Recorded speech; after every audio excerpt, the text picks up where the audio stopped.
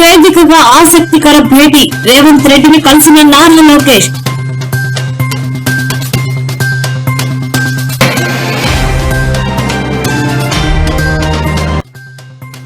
Phone tapping case, ఈసారి కేటీఆర్ కు SIT నోటీసులు.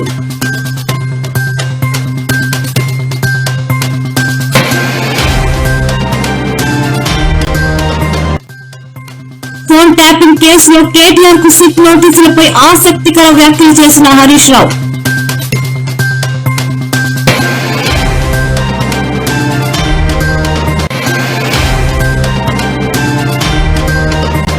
దమ్ముంటే ప్రతిపక్ష హోదా ఇవ్వండి, అసెంబ్లీకి వస్తా అంటూ స్పష్టంగా క్లారిటీ ఇచ్చిన వైఎస్ జగన్.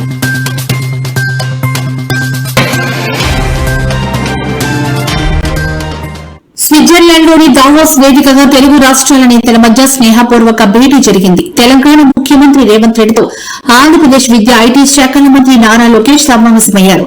ఈ సందర్భంగా ఇరు రాష్ట్రాల అభివృద్ది ప్రగతి ప్రణాళికలపై ఇరు నేతలు ఫలవంతమైన చర్చలు జరిపారు. పరస్పర సహకారంతో తెలుగు రాష్ట్రాల సమగ్రాభివృద్ది సాధ్యమని ఇద్దరు ఏకాభిప్రాయం వ్యక్తం చేశారు. ఈ సమావేశంలో భాగంగా మంత్రి నారా లోకేష్ సీఎం రేవంత్ రెడ్డిని మంగళగిరి శాల్వాతో సత్కరించి జ్ఞాపికను బహుకరించారు. ప్రతిగా సీఎం రేవంత్ రెడ్డి కూడా లోకేష్ ను సత్కరించారు. అనంతరం ఆంధ్రప్రదేశ్ లో చేపడుతున్న విద్యా సంస్కరణలు, ఐటీ రంగంలో సాధిస్తున్న ప్రగతిని లోకేష్ ముఖ్యమంత్రికి వివరించారు.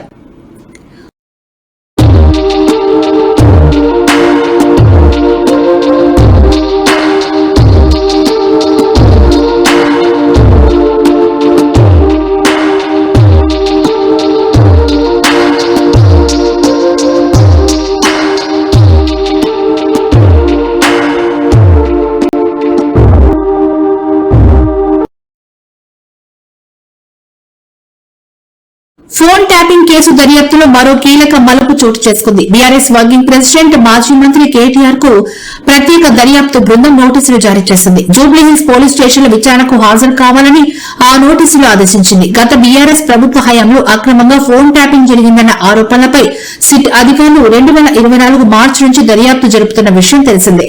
ఇప్పటికీ ఈ కేసులో కొందరిపై ప్రధాన అభియోగ పత్రం దాఖలు చేయగా విచారణను మరింత లోతుగా కొనసాగిస్తున్నారు. ఇలాంటి అక్రమ కేసులు సమైక్య రాష్ట్రంలో చాలా పెట్టారంటూ ప్రభుత్వంపై విమర్శలు చేశారు.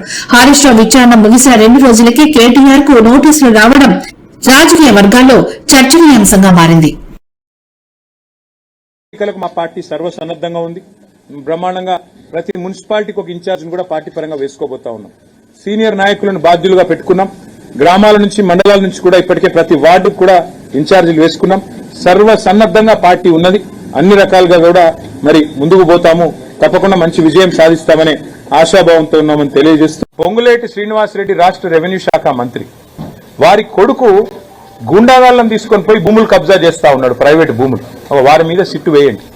ఇవాళ రేవంత్ రెడ్డి గారి బావమరిది సృజన్ రెడ్డి డైరెక్ట్ గా బొగ్గు కుంభకోణాలు చేస్తున్నాడని ఆధారాలతో చూపెడితే వారి మీద సిట్టు ఉండదు, ఏ విచారణ ఉండదు. కనీసం బీజేపీ వాళ్ళని ఆశ్చర్యం అనిపించింది కిషన్ రెడ్డి గారు మాట్లాడితే. ఆయన అంటున్నాడు, ఏది రాష్ట్ర ప్రభుత్వం కంప్లైంట్ చేస్తున్నట, ఈయన సిబిఐ విచారణకు ఆదేశిస్తారట. అంటే ఎట్లుందంటే ఇది పట్టపదలే దోపిడీ చేసిన దొంగ, నేను దొంగతనం చేసినాను ఇవ్వడం చెప్తాడా పోలీస్ స్టేషన్లో? దొంగ అని చెప్పి మేము ఆధారాలతో సహా చూపెడుతుంటే కాదు కాదు కాదు దొంగనే ఫిర్యాదు చేయాలి. నా డిమాండ్ ఏంటంటే ఇది లొటపీస్ కేసు ఏం లేదు, ఈ హౌల పనులు బంద్ చేయమని చెప్తున్నా. ఎందుకంటే రేపు ఇదే అధికారులు ఎవరైతే ఈ రోజు అత్యుత్సాహాన్ని ప్రదర్శిస్తున్నారో వాళ్ళకు కూడా తెలుసు. ఇవాళ నేను అడుగుతాను, మీరు ఈ రోజు మంత్రుల ఫోన్లు ట్యాప్ చేయడం లేదా? నేను చెప్పడం కాదు ఇది. కోమటిరెడ్డి వెంకటరెడ్డి గారు, ఒక మంత్రి గారు, ఉత్తమ్ కుమార్ రెడ్డి గారు కొంతమంది జర్నలిస్టులతో మాట్లాడుతూ మా ఫోన్లు మాట్లాడలేకపోతున్నాం మేము, మా ఫోన్లు వింటున్నారు అంటే ఆ జర్నలిస్ట్ గారు కథనం రాసినారు. ఇంతవరకు ప్రభుత్వం దాన్ని ఖండించిందా? పోలీసులు ఖండించారా? ఇవాళ మంత్రుల ఫోన్లు వినడం లేదా? ప్రతిపక్ష నాయకుల ఫోన్లు ఈ రాష్ట్రంలో ఇవాళ ట్యాప్ కావడం లేదా? బ్రదర్, నేనేమంటున్నా అంటే వాళ్ళకు కూడా తెలుసు, పోలీసు వాళ్ళకు కూడా, ఇది కేవలం వాళ్ళు బలి పశువులయ్యే ఒక కార్యక్రమం, రాజకీయ క్రీడలో. మీరు మొన్న ఒకటి గమనించండి, మీరు అందరూ జర్నలిస్టులు, 3 మంత్రుల మధ్యన పంచాయతీ, ముఖ్యమంత్రికి 3 మంత్రుల మధ్యన వాటాల పంచాయతీ. పెళ్ళయింది ఎవరు? 3 జర్నలిస్టులు, దొంతు రమేష్ గారు, సుధీర్ గారు, పరిపూర్ణచారి గారు. మొన్న వాళ్ళు అరెస్ట్ అయింది. అసలు వాళ్ళందరూ బాగానే ఉన్నారు. అసలు కథ ఏంది? కాంగ్రెస్ పార్టీలో ఆధిపత్య పోరు, అంతర్గత పోరులో 3 మంత్రుల మధ్యన వాటాల పంచాయతీలో 3 జర్నలిస్టులు బలి. అదే పద్ధతుల్లో ఇప్పుడు ఫోన్ ట్యాపింగ్ వ్యవహారంలో కూడా ఈ దిక్కుమాలిన రాజకీయ క్రీడలో, ఈ వికృతమైన క్రీడలో రేపు బలి పశువులయ్యేది అధికారులు. ఎట్లయితే మన జర్నలిస్టులు బలి పశువులైనరో రేపు మళ్ళీ ప్రజల ఆశీర్వాదంతో, తెలంగాణ ప్రజల దీవెనతో ట్యాపింగ్ చేయడం లేదా? మున్సిపల్ ఎన్నికలకు మా పార్టీ సర్వసన్నద్దంగా ఉంది. బ్రహ్మాండంగా ప్రతి మున్సిపాలిటీకి ఒక ఇన్ఛార్జిని కూడా పార్టీ పరంగా వేసుకోబోతా ఉన్నాం. సీనియర్ నాయకులను బాధ్యులుగా పెట్టుకున్నాం. గ్రామాల నుంచి, మండలాల నుంచి కూడా ఇప్పటికే ప్రతి వార్డుకు కూడా ఇన్ఛార్జీలు వేసుకున్నాం. సర్వసన్నద్దంగా పార్టీ ఉన్నది. అన్ని రకాలుగా కూడా మరి ముందుకు పోతాము. తప్పకుండా మంచి విజయం సాధిస్తామనే ఆశాభావంతో ఉన్నామని తెలియజేస్తూ, పొంగులేటి శ్రీనివాసరెడ్డి రాష్ట్ర రెవెన్యూ శాఖ మంత్రి, వారి కొడుకు గుండాగాళ్ళని తీసుకొని పోయి భూములు కబ్జా చేస్తా ఉన్నాడు, ప్రైవేట్ భూములు. వారి మీద సిట్టు వేయండి. ఫోన్ ట్యాపింగ్ కేసులో బీఆర్ఎస్ వర్కింగ్ ప్రెసిడెంట్ కేటీఆర్ కు సిట్ అధికారులు నోటీసులు ఇవ్వడంపై ఆ పార్టీ ముఖ్య నేత మాజీ మంత్రి హరీష్ రావు స్పందించారు. ప్రస్తుతం మెదక్ పర్యటనలో ఉన్న హరీష్ రావు అక్కడ మీడియాతో మాట్లాడారు. నిన్న నాకు నోటీసులు, నేడు కేటీఆర్ కి నోటీసులు, బొగ్గు కుంభకోణంపై సమాధానం చెప్పే దమ్ము ఈ ప్రభుత్వానికి లేదు. అందుకే ప్రజల దృష్టిని మరల్చేందుకు నోటీసుల పేరుతో డ్రామాలు ఆడుతోంది. ఎన్ని నోటీసులు ఇచ్చినా బిడ్డ రేవంత్ రెడ్డి 6 గ్యారంటీలు 420 హామీలు అమలు చేసేదాకా నీ వెంట పడుతూనే ఉంటాం. ఎన్ని నోటీసులు ఇచ్చినా, ఎన్ని అటెన్షన్ డైవర్షన్స్ చేసినా నిన్ను వదిలిపెట్టాం, వెంటాడతాం అంటూ హరీష్ రావు హెచ్చరించారు. నిలదీస్తున్నారని డైవర్షన్ టాక్టిక్స్.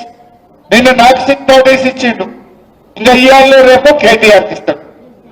గంతేగా నేను ఇచ్చేది, వచ్చిందా? గంతే చేస్తాడు.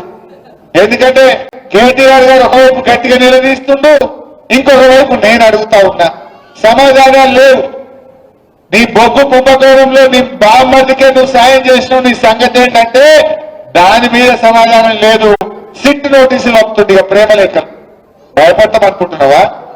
నువ్వు ఎన్ని నోటీసులు ఇచ్చినా బిడ్డ నిన్ను ప్రశ్నిస్తూనే ఉంటాం.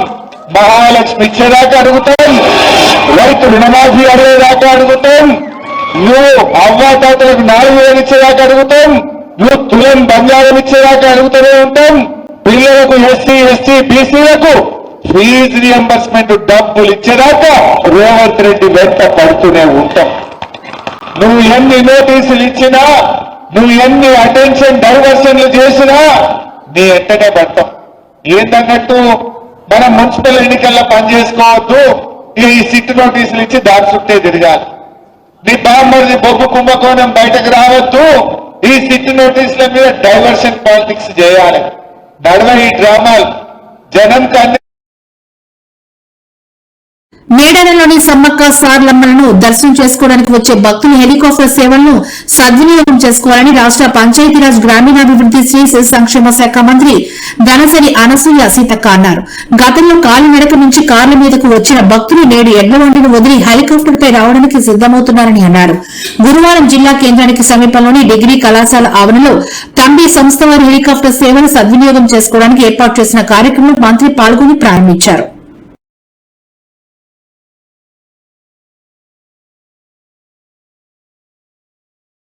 గొప్ప కట్టడంగా నిలిచిపోనుంది.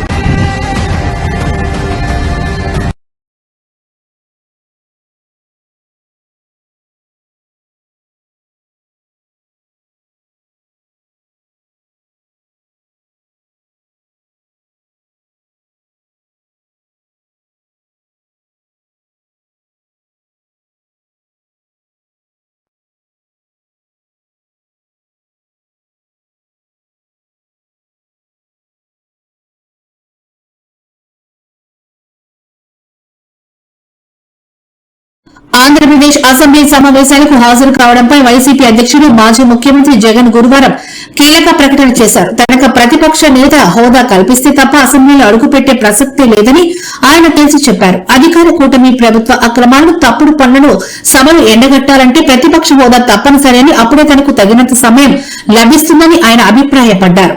అసెంబ్లీలో ఏకైక ప్రతిపక్షంగా ఉన్న వైసీపీకి ఆ హోదా ఇవ్వడానికి స్పీకర్ కున్న అభ్యంతరం ఏంటని ప్రశ్నించారు. అసెంబ్లీలో ఉన్నది ఒకటి ప్రతిపక్షం, అది వైసీపీ మాత్రమే. మిగతా పార్టీలన్నీ ప్రభుత్వంలో భాగస్వాములే. మరి మాకు ప్రతిపక్ష హోదా ఇవ్వకుండా స్పీకర్ ఎందుకు అడ్డుకుంటున్నారు? ఇది ప్రజాస్వామ్యమా అని మీరు స్పీకర్ ను ప్రశ్నించారని జగన్ అన్నారు.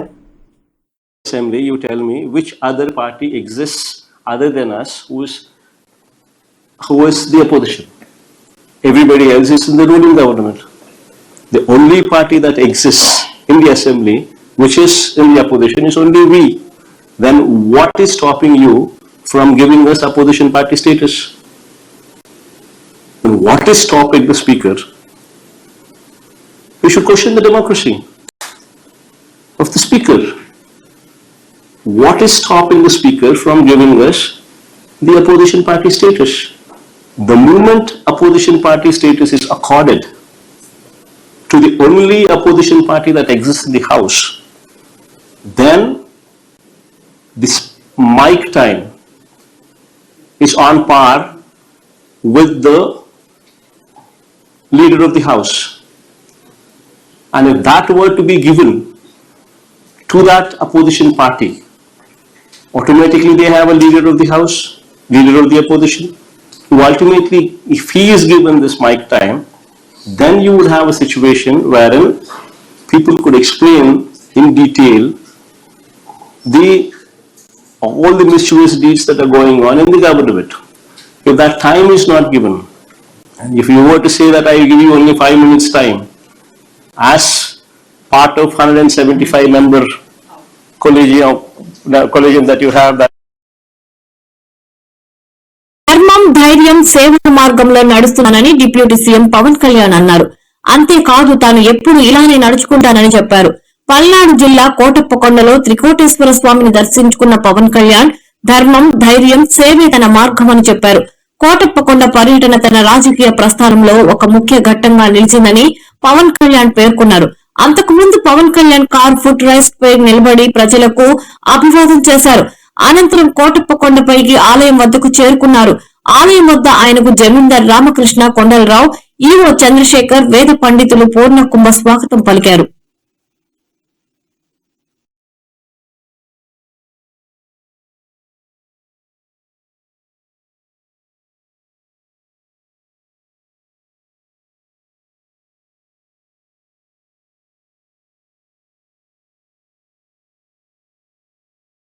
భూముల రీసర్వే విషయంలో ముఖ్యమంత్రి చంద్రబాబు నాయుడు క్రెడిట్ చోరీకి పాల్పడుతున్నారని వైసీపీ అధినేత మాజీ సీఎం వైఎస్ జగన్మోహన్ రెడ్డి తీవ్ర స్థాయిలో మండిపడ్డారు. భూమండలం మీద క్రెడిట్ చోరీ చేయగలిగిన ఏకైక వ్యక్తి చంద్రబాబేనని, ఆయన రంగులు మార్చే తీరును చూస్తే ఊసరవెల్లి కూడా సిగ్గుపడుతుందని ఎద్దేవా చేశారు. రాష్ట్రంలో భూముల రీసర్వేపై చంద్రబాబు ప్రభుత్వం చేస్తున్న ప్రచారంపై ఆయన ఆగ్రహం వ్యక్తం చేశారు. మూలం ఎక్కడి నుంచి వచ్చిందో తెలుసా? 2019 కన్నా ముందు నా 3648 కిలోమీటర్లు సాగిన నా పాదయాత్రలో మార్గ మధ్యంలో రైతన్నలు పడతా ఉన్న అవస్థలు, ఇబ్బందులు చూసిన తర్వాత భూములకు సంబంధించి ఆ ఆలోచనల నుంచి వీటికి పరిష్కారం చూపాలన్న తపన, తాపత్రయం నుంచి శాశ్వత పరిష్కారం చూపించాలన్న ఆలోచన నుంచి పుట్టుకొచ్చింది దీని మూలం. రైతులను, ప్రజలను ఇబ్బందులు పెడుతూ అవస్థలకు గురి చేస్తున్న పరిస్థితి. ఇలాంటి 1,00,000 సమస్యలకు పరిష్కారంగా సమగ్రమైన భూ సర్వే అండ్ సమగ్రమైన ల్యాండ్ రిఫార్మ్స్, భూ సంస్కరణలు చేయాలన్న ఆలోచన వాటి నుంచి వచ్చింది. మా మేనిఫెస్టో కాపీలోని 2019లో రాష్ట్రంలో భూములన్నింటినీ సమగ్ర రీసర్వే చేయించి భూ యజమానులకు నేను చంద్రబాబు నాయుడు గారిని సూటిగా అడుగుతా ఉన్నా, సూటిగా ప్రశ్నిస్తా ఉన్నా, అయ్యా సమగ్ర సర్వే వల్ల భూములు పోతాయని, ల్యాండ్ టైటిలింగ్ యాక్ట్ వల్ల ప్రజల ఆస్తులు కబ్జాకు గురవుతాయని ఒక ప్రచారం చేసి ఒక డ్రామా చేసిన ఈ చంద్రబాబు, ఇప్పుడు కేంద్ర ప్రభుత్వంలో భాగస్వామిగా ఉన్న ఈ చంద్రబాబు ఇప్పుడు పూర్తిగా యూటర్న్ ఎందుకు తీసుకున్నాడయ్యా అని అడుగుతా ఉన్నా. మా ప్రభుత్వ హయాంలో మేము చక్కగా సర్వే చేసినందుకు దేశంలో అన్ని రాష్ట్రాల కల్లా మెరుగ్గా మేము చేశాము అని కేంద్ర ప్రభుత్వం నుంచి 400 కోట్ల రూపాయలు మాకు రాయితీ వస్తే ఆ క్రెడిట్ ను తన ఖాతాలోకి వేసుకోవడానికి పడరాని పాటలు పడతా ఉన్నాడు. వాళ్ళ ఎంపీ, వాళ్ళ మంత్రి, కేంద్ర మంత్రి, వాళ్ళ ఎంపీ ఆ పెమ్మసాని ఆయన ట్వీట్ మాట్లాడడం అసలు నాకు ఆశ్చర్యం అనిపిస్తుంది. ఆయన చంద్రబాబు నాయుడు నుంచి థ్యాంక్ యూ. ఇంకా వాళ్ళు అబద్ధాలుగా ఏ స్థాయిలో పోయాయంటే పట్టాదారు పుస్తకాలపై క్యూఆర్ కోడ్ ఆయన తెచ్చినాడంట. అది ఇంకొక అబద్ధాలు. అసలు నిజంగా ఈ స్థాయిలోకి ఒక మనిషి ముఖ్యమంత్రి స్థానంలో ఉంటూ, ఆయన కన్నా నేను కొడుకు వయసులో ఉన్నాను, మా నాయన ఆయన ఇద్దరు సమకాలికులు, నాతో కూడా కాంపిటీషన్ చేయలేకున్నాడు. మా నాయన కథ దేవుడు ఎరుగు. నేను చేసిన దానికి కూడా క్రెడిట్ కూడా ఆయనే తీసుకోవాలని అనేది పాకులాడుతూ ఉంటాయి. ఈ మనిషి ఏమనుకోవాలి? ఈ మనిషి అసలు రీసర్వేలో ఏపీ ప్లాటినం గ్రేడింగ్ ను సాధించింది అని కేంద్ర ప్రభుత్వం డిసెంబర్ 2023లో parliament is part of quantum computing అత్యంత వేగంగా అభివృద్ధి చెందుతున్న సాంకేతిక రంగమని రాష్ట్ర విద్య ఐటీ శాఖల మంత్రి నారా లోకేష్ పేర్కొన్నారు. నైపుణ్యాలు కొలాబరేషన్ ద్వారా క్వాంటమ్ ఆవిష్కరణలను వేగవంతం చేయడం అనే అంశంపై వరల్డ్ ఎకనామిక్ ఫోరం వేదికగా జరిగిన సదస్సులో మంత్రి లోకేష్ ప్రసంగించారు. వ్యాపార సంస్థలు, విద్యా సంస్థలు క్వాంటమ్ టెక్నాలజీల ట్రాన్స్ఫర్మేషన్ సామర్థ్యాన్ని ఉపయోగించుకోవడానికి క్వాంటమ్ ఎకానమీ నెట్వర్క్ ఒక ముఖ్యమైన వేదికను అందిస్తుంది. భారతదేశంలో క్వాంటమ్ హబ్ గా అభివృద్ధి చెందుతున్న ఆంధ్రప్రదేశ్ నుంచి వచ్చిన నేను దక్షిణాసియాలో అత్యంత శక్తివంతమైన క్వాంటమ్ కంప్యూటర్ కు త్వరలో ఆతిథ్యం ఇవ్వనున్న దేశానికి ప్రాతినిధ్యం వహిస్తున్నాను.